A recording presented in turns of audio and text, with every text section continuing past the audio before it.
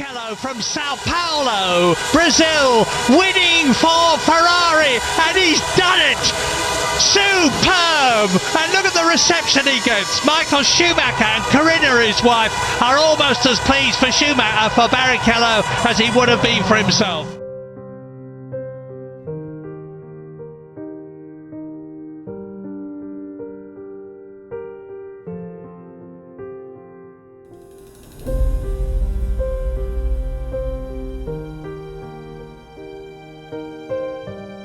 First, Jim Clark, 1 hour, 59 minutes, 25.6 seconds.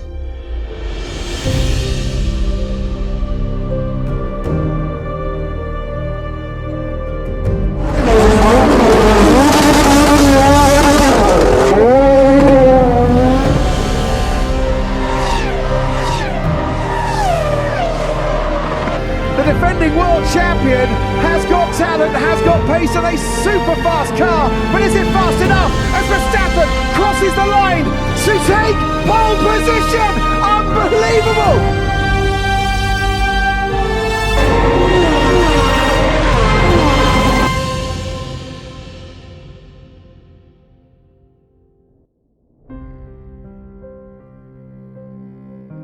Welcome back to F1's Most Horrific Crashes, a series which brings you some of the worst accidents this sport has ever seen, providing you with how they happened, the stories of those who were there, and everything leading up to the crash.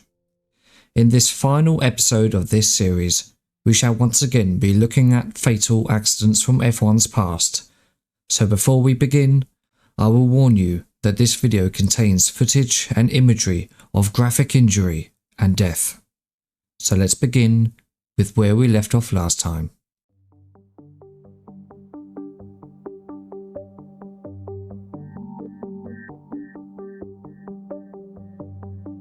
At the end of our last episode, we looked at the career of Jochen Rindt and the build-up to his frightening accident at Montjuic. We also looked at how he deeply mistrusted Colin Chapman and his Lotus cars before this accident. This relationship was even more tense after Montjuic. But for 1970, this would begin to change. Before the season started, the still recovering Graham Hill was moved from Lotus to Rob Walker's team by Colin Chapman, believing that Hill could do nothing more for the team. John Miles, who previously worked on the development of the unsuccessful four-wheel drive Lotus 63, was promoted to the second seat, essentially making Jochen Rindt team leader at Lotus. As the season began at Kyalami for the South African Grand Prix, it didn't start well, as Jochen would retire with engine troubles in the aging Lotus 49C. Miles, however, did manage an impressive 4th place finish, and that's despite fuel leaking onto him during most of the race. The 49 by this point was already 3 years old, but behind closed doors, Lotus had been working on a brand new design that would become the blueprint for all future F1 car designs, the Lotus 72. With its eye-catching wedge-shaped aerodynamic design, the car featured other brand new innovations, including 2 side-mounted radiators either side of the cockpit, as opposed to the one central radiator mounted at the front, allowing a much flatter frontal area, creating better air penetration at speed.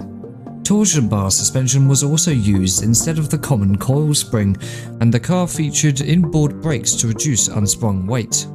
During back-to-back testing, the 72 was 12 miles per hour faster than the older 49 and was years ahead of the competition, who were still using modified cigar-shaped car designs. This astonishing car, with its red and gold leaf livery, turned up at the Spanish Grand Prix at Jarama with much anticipation from the Lotus team. But it was a disaster, as the 72 proved to be unreliable and uncompetitive, with a suspension failure during practice and an ignition failure during the race, ending Jochen's efforts after only just 9 laps, which allowed Jackie Stewart to run away with victory, leaving Jochen with nothing. Something had to be done, and it was back to the drawing board for the Lotus 72, which would have an extensive rebuild. There was still a championship to fight for, so Lotus had to turn back to its older 49C for the Monaco Grand Prix. Here would see the fortunes change for Jochen, as he produced one of his finest drives of his entire career. After starting a lowly 8th, he gradually began to claw his way further up the field until eventually he found himself in 2nd place. 8 seconds separated him from the leader and title chaser Jack Brabham. He went on the chase, faster and faster and faster. Jochen Rindt had truly arrived, and the narrow streets of Monte Carlo became his playground until eventually on the final lap he was right behind Jack. What could Jochen do? He tried his best to get past the Brabham, but his efforts would be useless. Because on the final corner, on the final lap, Jack Brabham locked his brakes going into the gasworks hairpin and went headfirst into the barrier, allowing the hard-charging Rindt to pass by effortlessly and beat the checkered flag to win the Monaco Grand Prix. Jochen's brilliance put him back into the running for the championship, as he was now 3rd and just 6 points from the leader Jack Brabham. Next was the notorious Spa-Francorchamps for the Belgian Grand Prix, which had by this point been fitted with safety barriers all around. But the Lotus 72 was still troublesome during practice, so Jochen had to settle for the 49C once again. Despite a brilliant qualifying, engine issues ended his race after only 10 laps in what was to be the last Grand Prix to be held at the old Spa circuit. Luckily for him, Brabham and Stuart had also retired, so the top 4 in the championship did not change too much. At Zandvoort for the Dutch Grand Prix, things would completely change. The remodelled Lotus 72 was ready, and Jochen absolutely dominated, beating Jackie Stewart by 30 seconds to victory. Jochen Rindt's title challenge was fully in motion, and now he had a capable car. But that day would also be a cruel reminder on how Formula 1 was at the time, as an accident involving one of Jochen's closest friends would completely overshadow these achievements, and we will look into what happened later on in this episode. This result put Jochen just 1 point behind Jackie Stewart in the title race, and he was seen as a genuine threat by other competitors, as he had just discovered huge confidence in the Lotus 72, describing it as the best racing car that exists at the moment.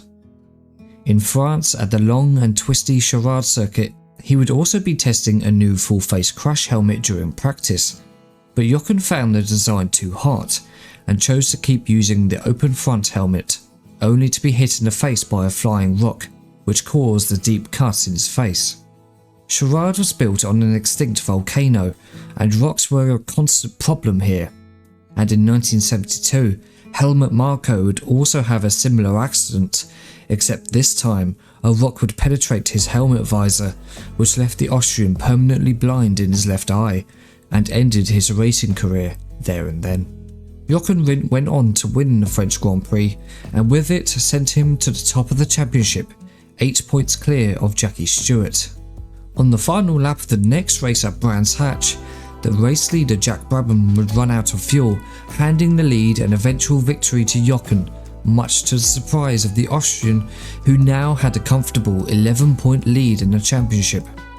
A dramatic head-to-head battle with the Ferrari of Jackie Ickx would follow at the German Grand Prix at the high-speed Hockenheimring, complete with its long forest sections, which had 2 chicanes installed following the death of Jim Clark just 2 years earlier. The two drivers exchanged the lead several times over the 50-lap race, until eventually Jochen won by only 7/10 of a second. Could you tell me how it looks from your side? From my side, he was driving really quite well, and as my car was terribly understeering in a very fast corner.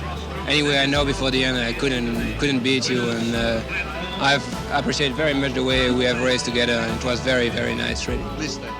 With 4 victories in a row, a dominant car, a 20-point lead in the championship, and only 5 races left in the season, Jochen Rindt, the Austrian, could be crowned world champion at the Austrian Grand Prix at the fast and new Österreichring.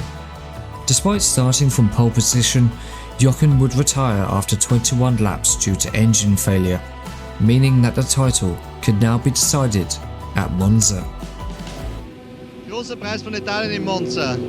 Monza ist bekanntlich eine sehr, sehr schnelle Strecke. Das Windschattenfahren ist der wichtigste Punkt überhaupt. Das heißt, dass die meisten Autos ohne Flügeln fahren werden, denn die Kurvengeschwindigkeit ist nicht so wichtig wie eben die Geschwindigkeit auf der Geraden. Ich fahre mit meinem Lotus 72, nicht mit dem Turbinenwagen, der zwar sehr vielversprechend ist, aber ich glaube, ich noch nicht genug ausgereift ist, um meine Weltmeisterschaft zu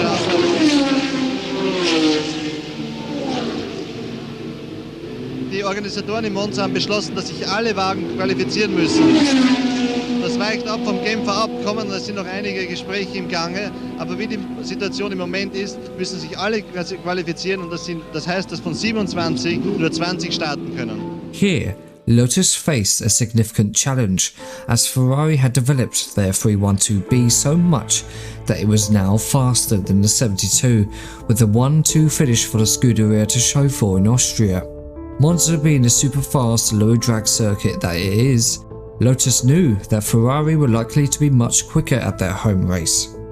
To maximise potential top speed, it was already commonplace for wings to be removed on the cars to reduce overall drag on the straights.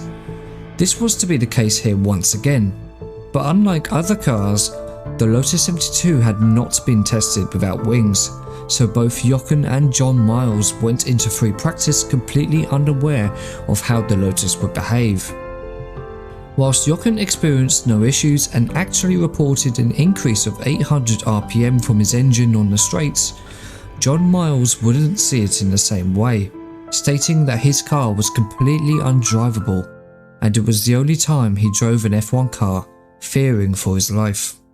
With a potential top speed of 205 miles per hour, Jochen went out wingless the following day for Saturday practice.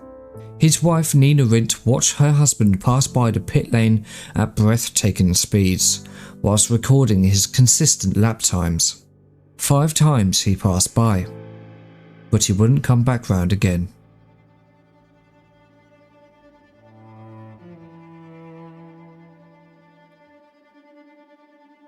Jochen approached the famous Parabolica corner at approximately 170 or 180 miles per hour.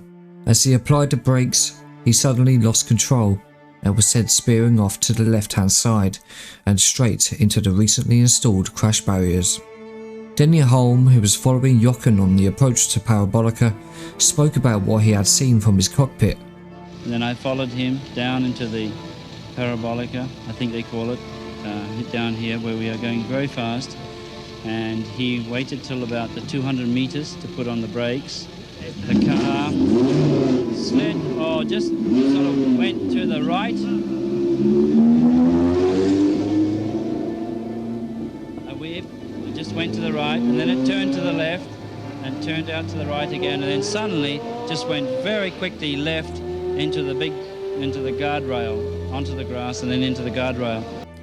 The swerving motion that Denny had described was due to the failure of the front right torsion shaft connected to the inboard brake disc. As Jochen applied the brakes, this shaft completely shattered, and with only the left side of the front brakes working, the car will try to pull to the left in a similar fashion to how a tank turns by slowing down one side of its tracks. This all happened within a second, and after Jochen had hit the barriers, his Lotus was sent spinning into the gravel where it lay in the cloud of dust. The front of the Lotus was completely destroyed, and Rindt's legs were seen sticking out from where the front nose once was. It was later discovered that this particular barrier had not been properly installed and gave way as soon as the Lotus impacted it. As the barrier failed, the Lotus slid underneath and hit one of the supports head on, which completely destroyed the front end.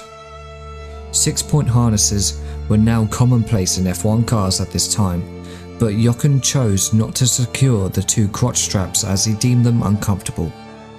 With the extreme force of the impact and the destruction of the front end, Jochen was pulled deeper into the cockpit than usual. As he slid deeper into the tub, the upper straps to his harness slit his throat wide open. Medics rushed to the scene and pulled the critically injured Rindt from the wreckage to a nearby medical centre. But on his way to the hospital, Jochen Rindt tragically passed away, aged just 28. a once-in-a-generation talent was taken away on the cusp of winning his first championship. His wife Nina was unaware of the severity of the accident, as not many people knew what had happened, as news travelled a lot slower. Jackie Stewart and his wife Helen, who were close friends of the Rindt family, looked after the concerned Nina, until they were told of the devastating news. The entire paddock was shocked by what had happened, and Colin Chapman decided to withdraw from the event altogether. But as usual with motorsport at the time, the show continued and there was still a championship to be won. Despite retiring from the Italian Grand Prix, Jackie Ickx in the improved Ferrari would win the Canadian Grand Prix, but would have to win at Watkins Glen to stand a chance of winning the championship at the finale in Mexico. Despite starting from pole, Jackie Ickx would finish 4th, which meant that Jochen Rindt was world champion. Formula One's first, and to this day only, posthumous world champion. Reflecting back on his title charge, Jackie Ickx, who eventually finished second that season, said that he was glad that he didn't win the championship, because he didn't want to beat a man who couldn't defend his chances. At an end of season ceremony, Nina Rindt was given Jochen's championship trophy by Jackie Stewart. Today, Nina Rindt still lives in the same house, just less than a kilometre from Jackie and Helen Stewart, who continue their close friendship.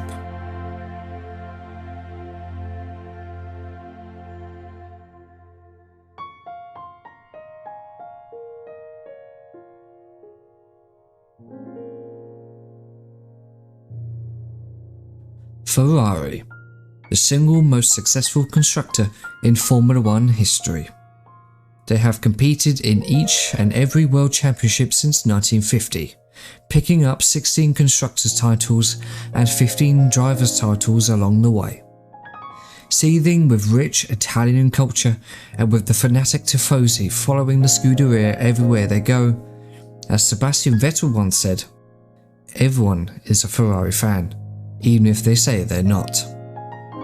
Initially, Ferrari wasn't a constructor when the team was founded by Enzo Ferrari way back in 1929, but still didn't build their own cars back then, instead entering a partnership whereby they would use Alfa Romeo cars. This arrangement continued until 1940, when racing stopped in Italy due to the Second World War. Enzo began to develop his own car factory in Maranello in Modena, complete with its now iconic prancing horse emblem, which first started to appear in 1932.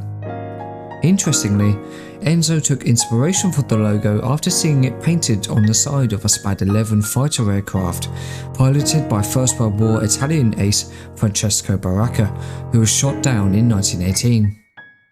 Enzo was close to Francesco's parents, and they suggested to him that he use it because it would bring him good luck. As Italy was rebuilding itself from the destruction of World War II, including the Maranello factory, which was bombed twice, Enzo only had one thing on his mind: to get back to racing as soon as possible. And in 1947, Scuderia Ferrari resumed racing with its own cars. The new Formula One regulations also started during this time, and Ferrari began to build F1 Grand Prix cars too, with the first being the 125 F1. Upon the establishment of the Formula One World Championship in 1950, Ferrari were quick to enter, but actually missed the first race at Silverstone due to a dispute with regards to the start money paid to entrants. Regardless, Ferrari debuted in Monaco with Luigi Musso, Raymond Samer and Alberto Ascari. Over the next 7 years, they would go on to win 3 drivers' titles, one with Juan Manuel Fangio, 2 championships with Ascari, and victory at Le Mans in 1954. Despite this success, 1957 would start an incredibly dark period for the team. Already, their star driver Alberto Ascari was killed at Monza in 1955 whilst testing a Ferrari 750 with Eugenio Castellotti, despite Ascari not even being supposed to drive that day. 2 years later, in 1957, Castellotti himself, who was seen by many as the next Italian great, was killed in a testing accident in Modena whilst driving a Ferrari 801 as he tried to beat an unofficial lap record set by Maserati earlier that day. The car lost control after hitting a high curb at speed, which sent the car somersaulting for several hundred meters before ending up in the back of a grandstand. Luckily the stand was empty at the time, but Castellotti had been thrown from the car and suffered skull fractures as he landed, killing him instantly. Italy's star driver, who was famous across the country for his relationship with famed ballerina and actress Delia Scala, was now gone. Another Italian that year was Cesare Perdisa, who in the wake of Castellotti's death couldn't overcome the shock of his accident and retired from motorsport completely. This meant that the 32-year-old Luigi Musso was Ferrari's only Italian representative in Formula 1. Back then, however, if you signed a contract with Ferrari for F1, you also had to drive in sports car racing too, and Luigi was initially meant to drive at the notoriously dangerous Mille Miglia that year, but had to withdraw last minute due to illness. He was replaced by a Spaniard, Alfonso Di Portago.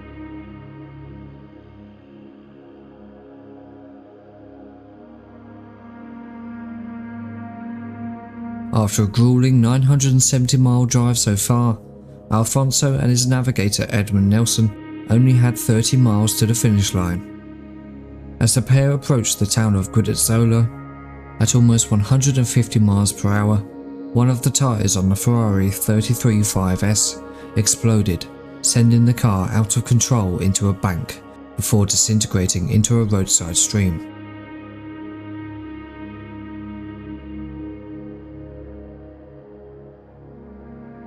Alfonso and Edmund were killed instantly, among them 9 spectators.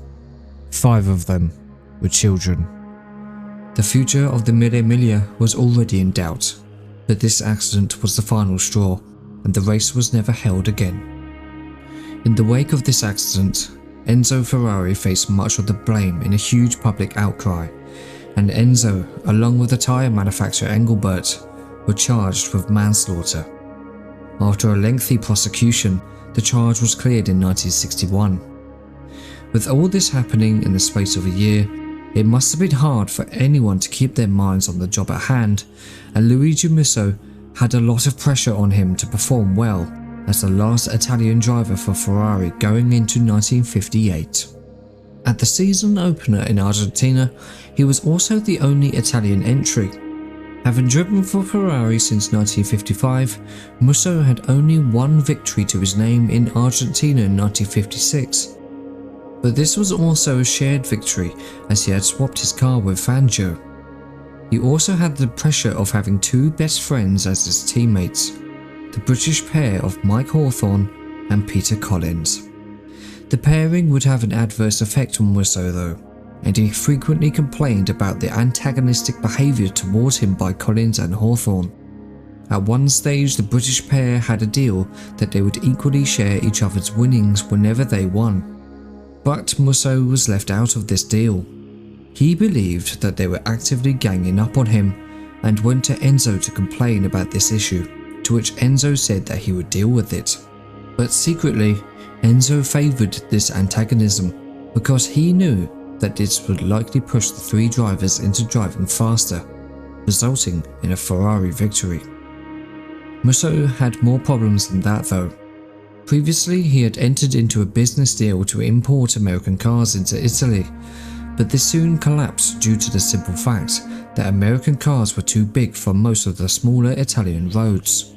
Musso had also gone into deep debt due to his gambling habits. Combine this with the ongoing situation with Peter and Mike, the Italian would have been under a serious amount of stress by the time the French Grand Prix at Ramsgeur came around. This was significant for Luigi, because the French Grand Prix was one of the biggest races of the year, and thus had the biggest prize payout to the winner. If he could win the race, he could settle his debts. It was speculated at the time that these debts were owed to the Italian mafia, and before the race, he was sent a telegram from his business partner simply stating that he had to win this race. No question.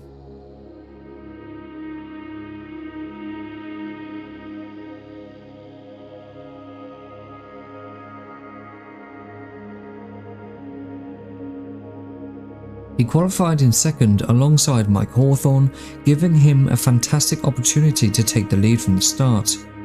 But he was unable to, and Hawthorn took the lead and held it after the first lap. Luigi had to push harder than he had ever done before on the extremely fast 5-mile triangle that was Ramsgurh. On the 9th lap, Musso was reeling Hawthorn in as they approached the near flat-out right-hander of Calvert. At nearly 150 miles per hour, Musso clipped a curb on the right-hand side, and suddenly, his Ferrari swerved off to the left and into a wheat field.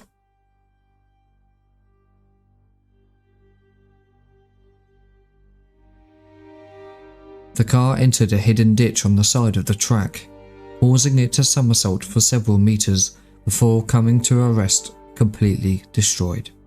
Musso was thrown out and landed nearby. When rescuers got to him, he was still breathing and didn't have a single cut on him, but he was unconscious and was subsequently airlifted to a nearby hospital. There he was diagnosed with severe head and internal injuries. Accompanying him was his girlfriend Fiamma Bresci, who, after initially believing that Luigi would survive, took advice from doctors to return to Ferrari's team hotel. There she witnessed Peter and Mike playfully kicking a beer can around like a football outside the front of the building. She had already grown to hate Peter and Mike, but now she wished for their own deaths. Later, at around 7:30 that same day, Ferrari were informed that the 33-year-old Luigi Musso had passed away in hospital.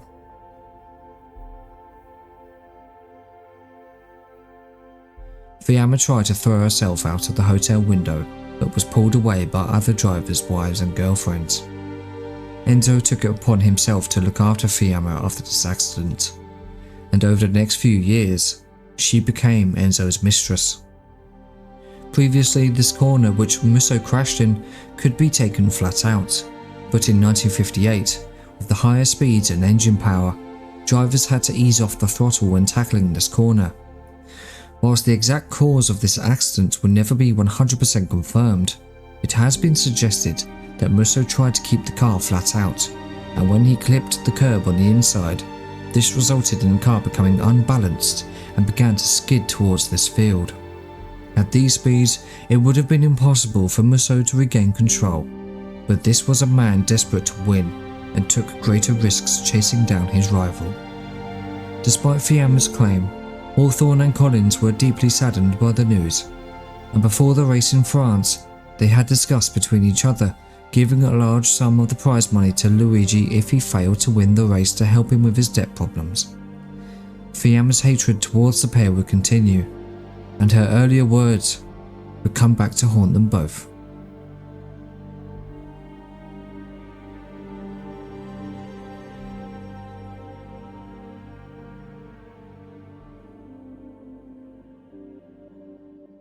Following the death of Luigi Musso, the championship carried on, and Peter Collins, Mike Hawthorn and Wolfgang von Trips would continue to race each other for the title, and the story of 1958 will now focus on the 26-year-old Peter Collins from Kidderminster, England. But to tell his story, I'll once again hand you over to Peter Brook. In an era when many Formula One drivers were middle-aged and had already made names for themselves in pre-war Grand Prix racing before the formation of the Formula One World Championship in 1950, Peter Collins stood out for his youth, having started racing at 17. He impressed in Formula 3 and got a seat with HWM in Formula 2, and then joined them in Formula 1 in 1952, aged 20. He left HWM after 2 seasons and then briefly drove for Vanwall, but things began to turn around in 1955 when he joined Maserati, and with them won the BRDC International Trophy, and then won the Targa Florio with Stirling Moss in a Mercedes-Benz, and finished first in class at the 24 Hours of Le Mans with Paul Frère in an Aston Martin. This caught the attention of Enzo Ferrari, and Collins joined the Scuderia full-time for 1956. With them, he took back-to-back wins in Belgium and France, and at the final round at Monza, he handed his car over to teammate Juan Manuel Fangio after Fangio's car broke down, who finished second behind Moss, which demoted Collins from a near-certain title triumph to third, while Fangio took his fourth title. From this, he earned the unending respect of Enzo Ferrari, who had come to see Collins as a surrogate son and confidant, following the recent untimely death of his own son Dino, who was almost exactly the same age. 1957 was a poor year with just 2 podiums, though Collins developed a close friendship with new teammate Mike Hawthorn, with both of them siding against their other teammate Luigi Musso. A new car in 1958 lent better fortunes, but it was Hawthorn taking control, as after 4 rounds Collins had 1 podium to Hawthorn's 2, who was second in the standings to Moss. Enzo Ferrari had grown concerned with Collins' unprofessionalism and recklessness. He was known for having basically no technical understanding and just trusting the mechanics to set the car up well, would terrify other drivers with his extreme aggression on track, and was more interested in partying on his Monaco yacht than testing. At the 24 Hours of Le Mans, where he was partnered with Hawthorn, he deliberately burnt the clutch out as he refused to drive in a rainstorm and was summarily fired. Ferrari was convinced to allow him to continue racing in Formula 2 cars, but at the following round at Romsgur, Hawthorn refused to drive unless Collins was reinstated to Formula 1, and Musso was then killed in a crash in the race, securing Collins' seat by default. At the British Grand Prix, Collins took an emphatic win following a retirement from Moss, becoming the first ever British winner of the British Grand Prix at Silverstone, and because of how well he'd driven, the team elected not to order him to give the lead up to Hawthorn. Hawthorn still took the lead in the championship from Moss by 7 points, and Collins skyrocketed 8 places up to third, 9 points behind Moss.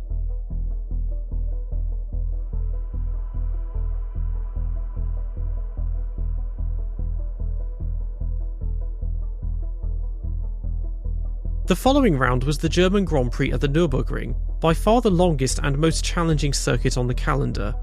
This year, the race distance had been shortened by 30% to 340 kilometres or 211 miles, and a large number of Formula 2 entries were allowed in, with just 13 Formula 1 drivers taking part. Hawthorn took pole, and Collins was 8 seconds behind in fourth, sandwiching the van walls of Moss and his teammate Tony Brooks.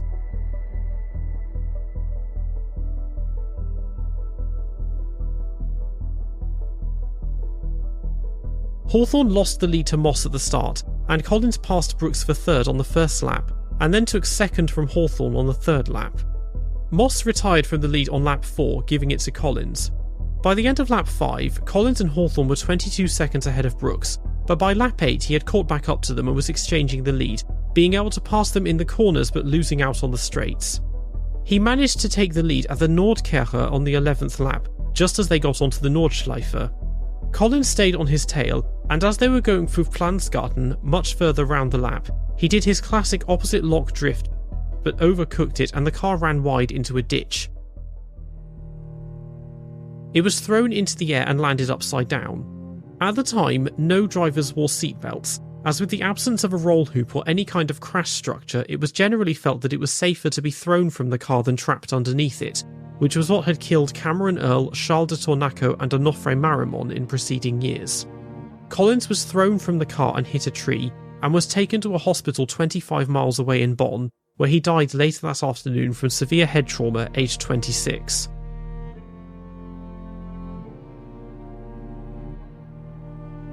Tony Brooks, who before his own death in 2022 was the last surviving Grand Prix winner of the 1950s, said that no driver had ever pushed him harder or intimidated him more, but also famously said regarding drivers taking risks and making mistakes, "Sometimes we got away with it and sometimes we didn't."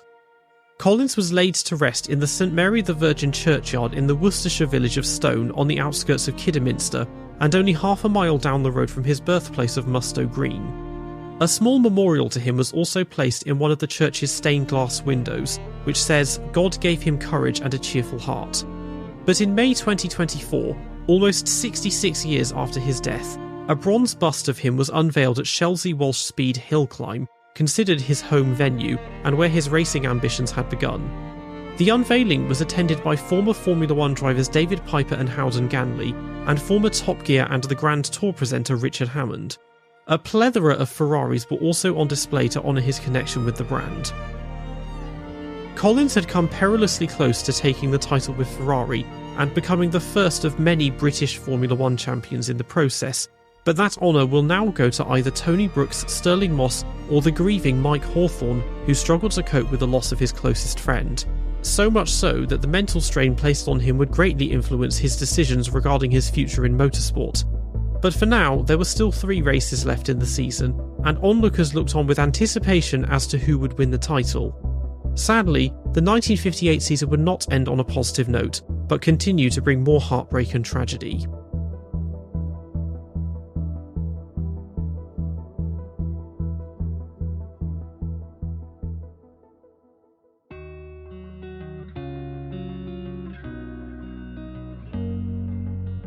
For Mike Hawthorn, his closest friend was gone, and he was now on his own. With 3 races left of the season, the devastated 29-year-old still had to perform for the Scuderia, especially with the hard-charging van walls of Stirling Moss, Tony Brooks and Stuart Lewis-Evans catching Hawthorn and Ferrari for both titles. Mike Hawthorn was also seriously ill with a kidney disease that he had been suffering with for years, which caused him considerable pain on many occasions, and other days where he was so exhausted he had to be helped into and out of cars. Only his closest friends were aware of this, as he worried that his racing license would be taken away on health grounds. Mike had already planned to retire at the end of the 1958 season, and to win the championship for Ferrari would be the perfect way to end his successful but often controversial racing career. His title fight didn't go well at the next race at the Boa Vista public road course near Porto for the Portuguese Grand Prix. Hawthorn for most of the race was running second, with the van wall of Stirling Moss leading and extending his lead so much that he was coming round to lap Hawthorn by the end of the race, with a gap of over 2.5 minutes. It wasn't as simple as that though, because drama would ensue for the end of the race. On lap 49, Lewis-Evans in third place was only 5 seconds behind Hawthorn, but in between them two was the leading Stirling Moss.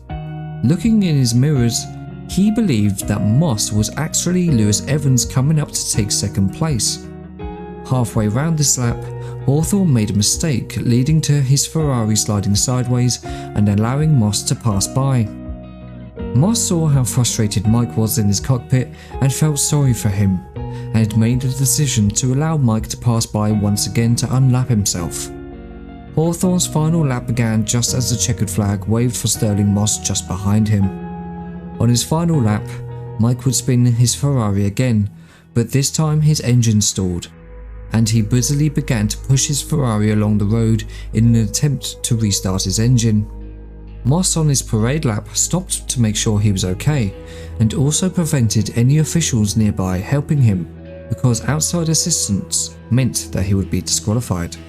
As he continued to beat himself up about the mistake, Mike wasn't really looking at where he was going, and as the Ferrari gathered enough speed, it mounted a footpath which went away from the track.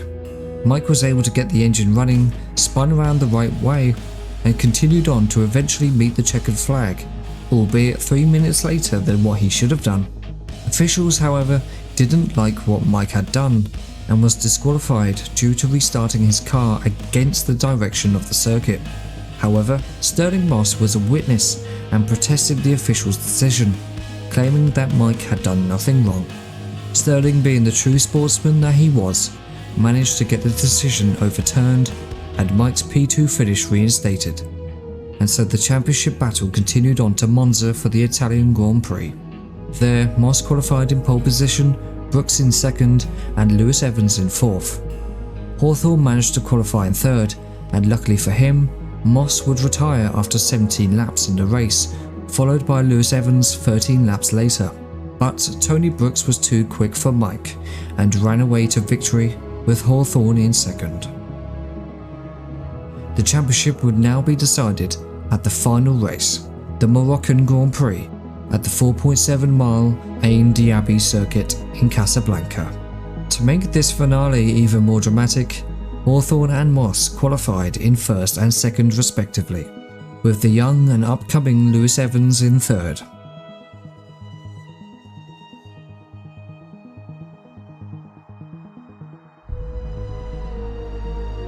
At the drop of a green flag, the Morocco finale was underway, with Moss getting a good start ahead of Hawthorn and went into the lead with Phil Hill moving up into second.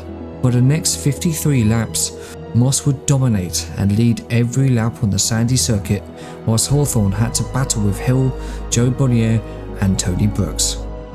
Falling back to fourth at one stage, Hawthorn had luck on his side, as Brooks' engine blew up shortly after he was passed by Hawthorn, and by lap 39, Ferrari team orders told Phil Hill to slow down and hand second place to Mike, despite him being more than 20 seconds ahead of him by this point.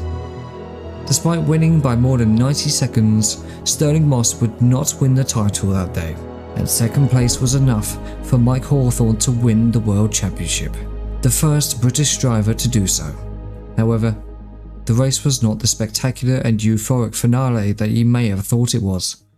The race itself was uneventful, but on lap 41, thick black smoke began to appear from one side of the circuit.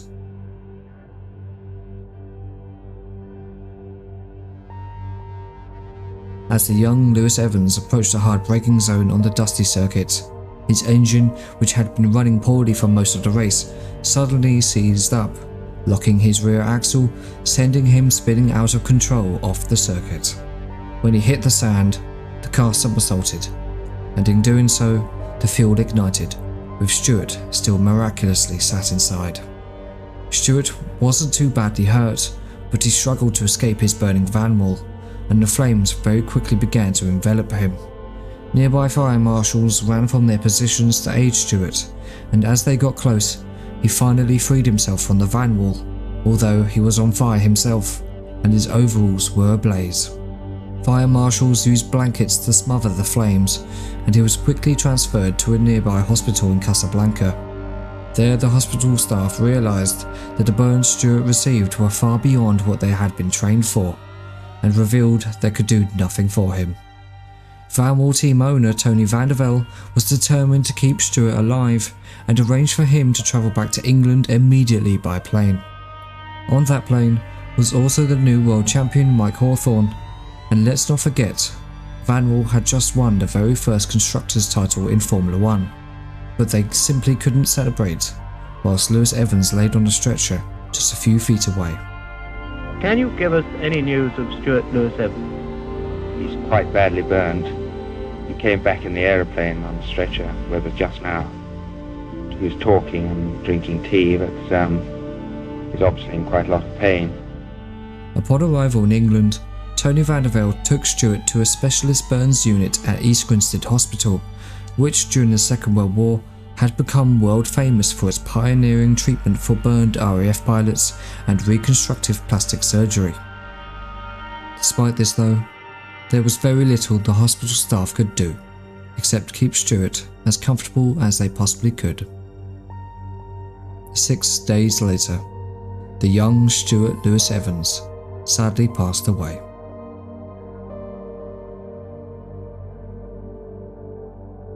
This marked the end of what was truly a tragic season in Formula 1. Luigi Musso, Peter Collins and Stuart Lewis-Evans all dead.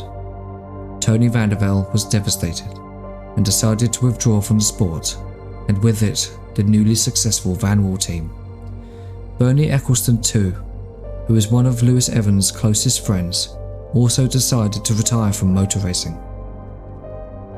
This also marked the end of an era, as the 5-time world champion Juan Manuel Fangio retired this year, and the field began to abandon front-engine cars in favour of mid-engine designs, which is commonplace today. Mike Hawthorn also stuck to his commitment and retired following his title success. He was now free to enjoy his retirement as champion, but he wouldn't get the chance.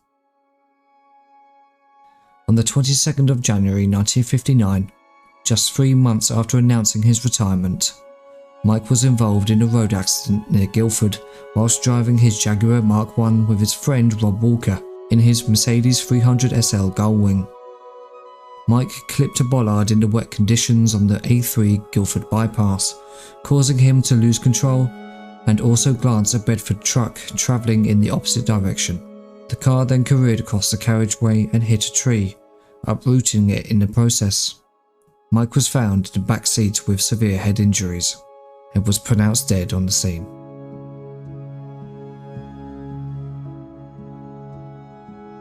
What was unknown at the time was that doctors estimated that Mike had only 3 years left to live due to his kidney disease. It was a cruel way to end the life of a man who dedicated his life to sport and wanted to enjoy the few remaining years he had left in him, in peace. But the story of 1958 will always be a reminder as to how tragic and depressing this sport can truly be.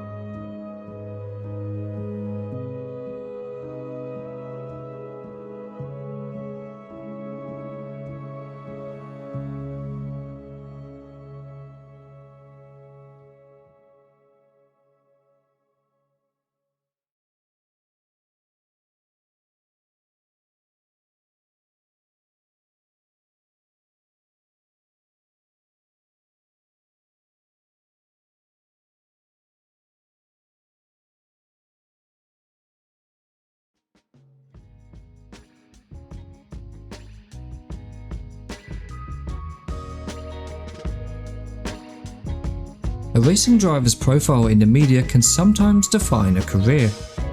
Formula One drivers weren't really considered mainstream media celebrities until the mid-1960s, and even then, only the successful drivers were ever talked about, and this would be the status quo for many decades. Until 2019, when the popular Netflix series Drive to Survive debuted and pushed F1 into a brand new social media era whereby every driver and team member became global celebrities instead of just within the motorsport world. Whether you like it or not, you cannot downplay the impact that this series has had on the sport. James Hunt is a good example of this effect. A brilliantly fast driver who often overstepped the mark, which gained him the nickname Hunt the Shunt. He would eventually become world champion in 1976, but his career would slowly decline from then on, which led to him retiring from F1 in 1979. Well then, what are your tactics going to be tomorrow? Cheat at the start. However, his on-track exploits are often overshadowed by his rockstar personality, whereby he would enjoy excessive partying, drinking, smoking, and would very much enjoy female company, whilst also forming unlikely but close friendships with Ronnie Peterson and Niki Lauda.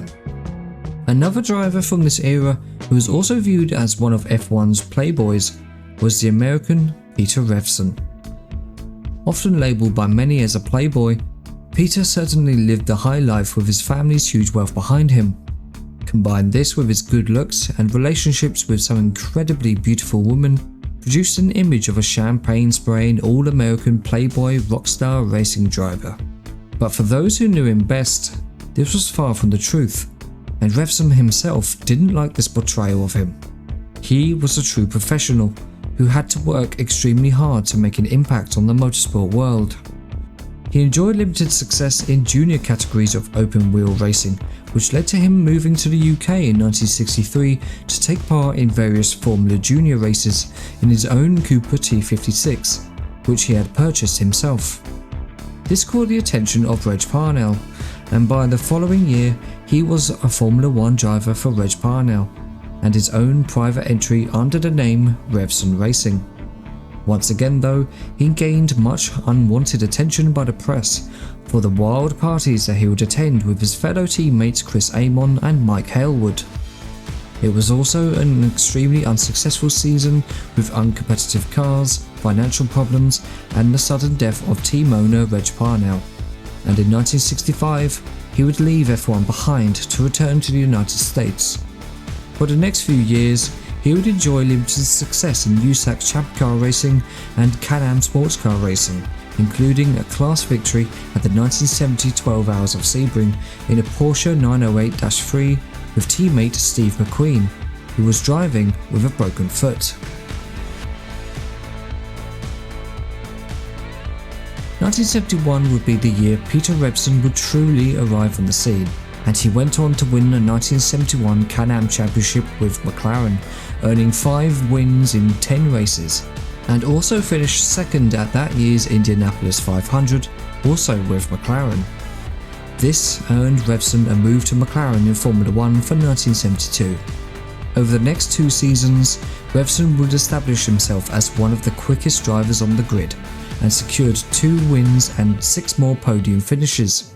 Throughout his time at McLaren though, he would have a slightly strained relationship with team manager Teddy Mayer, and this was on full show shortly after Revson's second F1 victory at the Canadian Grand Prix in 1973. After this race, Mayer decided to sack Peter Revson and replace him with Emerson Fittipaldi for 1974, who also came with a large amount of sponsorship money from Marlboro and Texaco. Yardley, who were title sponsors of McLaren at the time, were disappointed with this decision and insisted that McLaren enter a third car for Revson with equal status to Fittipaldi and Denny Hulme. Mayer, however, told Revson that he would only have third driver status, and Peter ultimately decided to cancel his McLaren contract altogether. All this infighting meant that Revson missed the opportunity to sign for Ferrari, who were interested in signing him for 1974, and Revson instead accepted an offer from the new Shadow team. Despite being a new team, Shadow had already proven to be competitive, so it wasn't a complete backward step for Revson, and the new DN3 was fast in qualifying, but was unreliable in races with 2 retirements from the first 2 rounds. The third race of the season was at the South African Grand Prix, but 1 week prior to the race, pre-race testing would take place at the fast Kyalami circuit, as Shadow would be participating to test developments on their new DN3. Shortly after midday, Revson jumped into his Shadow to begin his stint and exited the pit lane to complete many laps of the Kyalami circuit.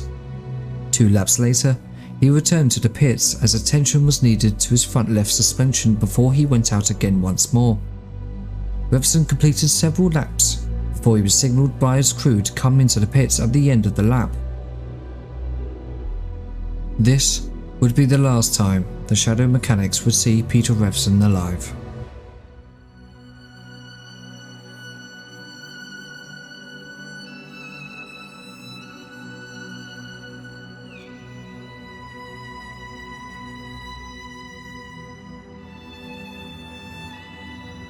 Shortly after entering the fast downhill turn 3 of Barbecue Bend, the front left suspension of Revson's Shadow suddenly failed, sending Peter out of control and straight into the barriers at approximately 140 miles per hour. Worse still, the car completely destroyed the barrier and it disintegrated as it ripped through the metalwork. Almost as quickly as it happened, the car also erupted into a fierce fire. Many other drivers were also out on track at the time, and they quickly stopped to help rescue the trapped Revson.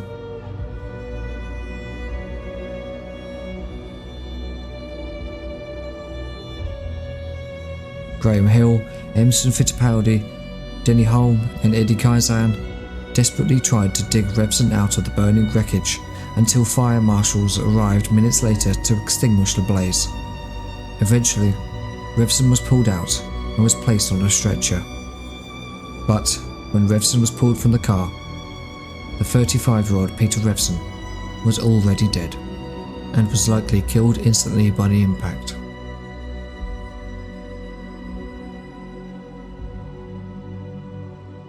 A man who dedicated his life to the sport he loved so much and didn't let media attention get in the way of the personality of a true gentleman was cruelly taken away in the blink of an eye. At the time of the accident, Revson was wearing a gold locket given to him by his fiancée, former Miss World winner Marjorie Wallace. Shortly before Revson's death, Marjorie was stripped of her Miss World title after she had an affair with singer Tom Jones, and she simply could not cope anymore, and slipped into a deep state of depression, which led to an overdose less than 3 months after Revson's death. But thankfully she would go on to survive, and still lives to this day.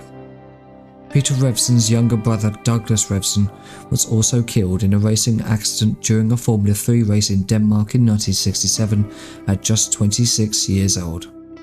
Peter was interred next to his brother Doug at the family crypt at Ferncliff Cemetery in Hartsdale, New York. And shortly after his death, his autobiography titled Speed with Style was posthumously published. One more step toward the watch. Excellent. Oh man, 14 years for this. Move it. Come on, Doug. As always in Formula 1, the show continued on, and for the Shadow team, they had to find a replacement driver. After Brian Redman and Bertil Roos had temporarily filled the vacant seat, they eventually found one, a quiet Welshman, Tom Price. And we all know what happened at Kyalami on the 5th of March, 1977.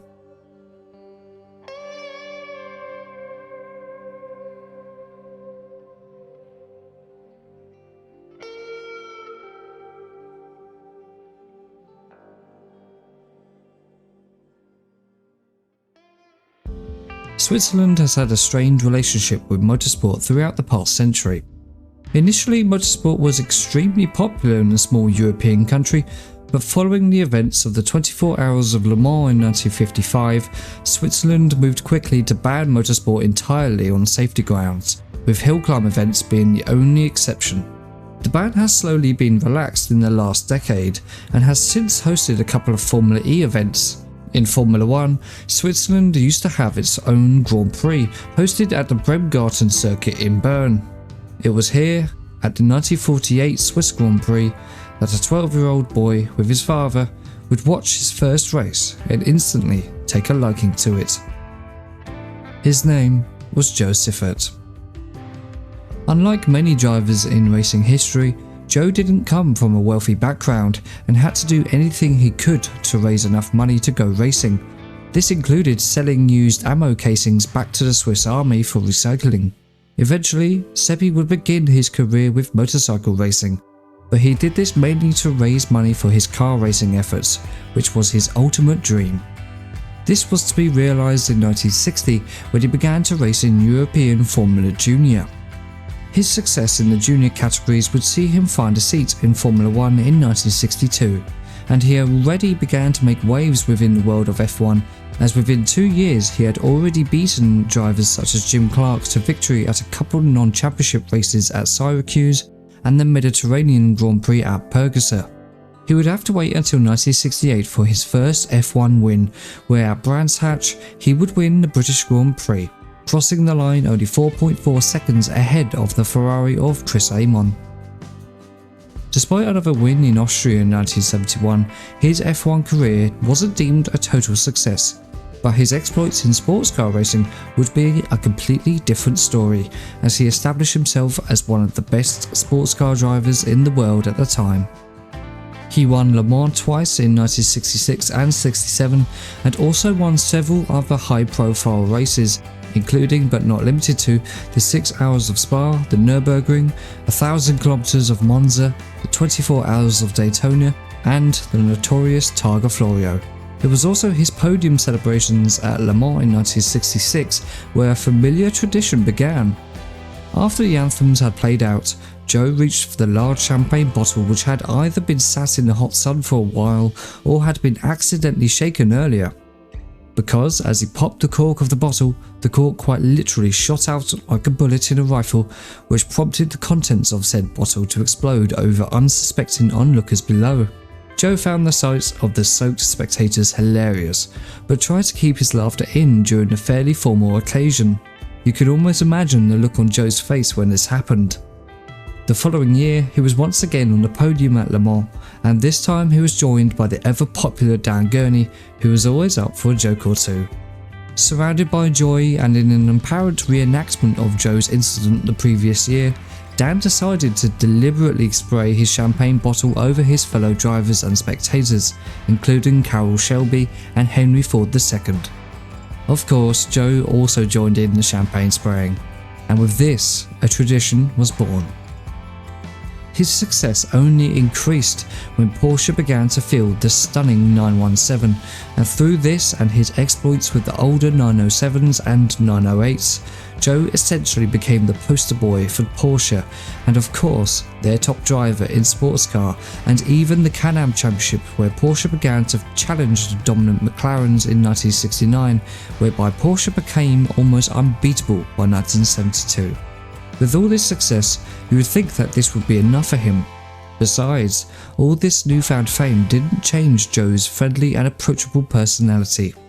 But you must remember that Joe was a racing driver and would drive in many different categories simultaneously. This was very common for drivers at this time, as the short F1 calendar allowed for drivers to participate in other series too. As well as competing in the World Sports Car Championship in 1971, Joe also competed in Can-Am, Formula 1 and Formula 2, and on the 24th of October 1971, it was time for a Formula 1 race, the non-championship World Championship Victory Race at Brands Hatch. These types of races did not count towards the championship and no points were awarded. This particular race was held after the last championship race of the season, so it was seen as a way to end the season with a race purely for the enjoyment of racing, and also to celebrate Jackie Stewart's second World Championship title. But just because it was a non-championship event, it was still Formula 1, and the same risks and dangers still applied. Joe Siffert had entered the race in his BRM, who he had enjoyed a good season with in 1971, winning the Austrian Grand Prix and finishing 5th in the championship and helping BRM finish 2nd in the Constructors. By this time, Seppi was 35 years old, and potential retirement didn't seem too far away to many onlookers, so it was fantastic to see the popular Swiss remaining competitive in F1, and for the race at Brands Hatch, he managed to put his BRM on pole position, less than 100th of a second ahead of his teammate Peter Gethin. On the opening lap, Joe was involved in a minor collision with the march of Ronnie Peterson, and fell back several places to 10th. Over the next few laps, and after a number of on-track incidents, Joe eventually found himself back in 4th. On lap 15, Siffert was chasing down the Tyrrell of Jackie Stewart for 3rd place, whilst Joe's BRM teammate Peter Gethin led the race with Emerson Fittipaldi running in 2nd. On the fast downhill straight of Pilgrim's Drop, Joe's BRM was travelling at close to 170 miles per hour as it reached the bottom of the hill and into the sweeping right-hander of Hawthorns with an earth bank on the outside. Suddenly, the crowd standing right there on that earth bank would watch on in horror as a white BRM headed straight for them.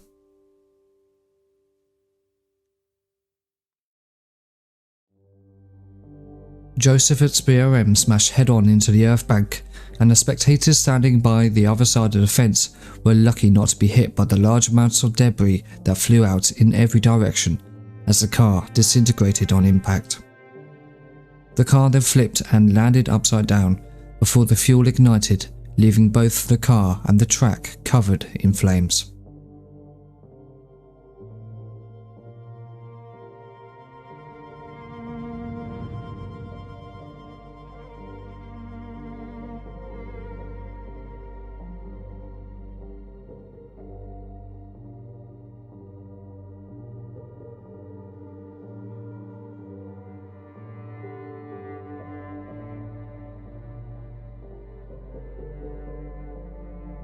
3 nearby fire extinguishers were grabbed by marshals, but all 3 of them failed to work properly.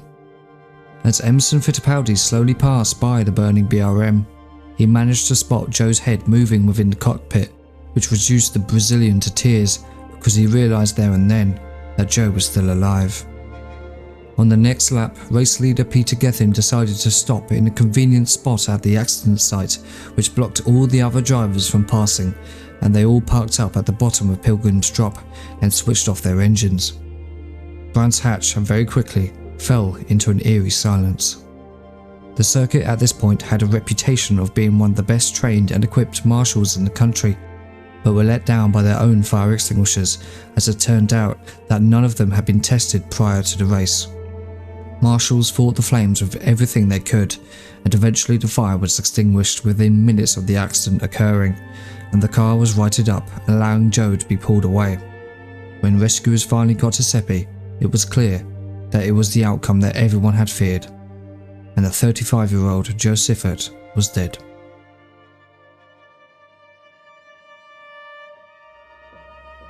The race was not resumed, and investigations later revealed that he had died of asphyxiation and was fully conscious throughout the blaze, with the only injuries being a broken leg.